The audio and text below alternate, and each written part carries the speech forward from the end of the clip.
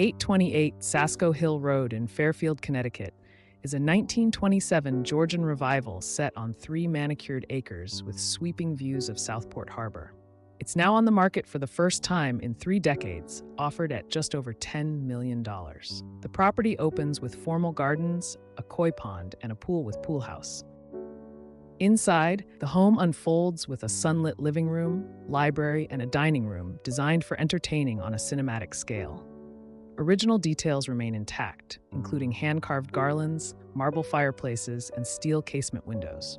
In 1930, the home was acquired by Broadway producer John C. Wilson. During his time here, he entered a marriage of convenience with Russian princess Natalia Paley. His true partner was legendary playwright Noel Coward. Together, they made the home a summer retreat, hosting a remarkable cast of guests including Christian Dior, Vivian Leigh, and Laurence Olivier.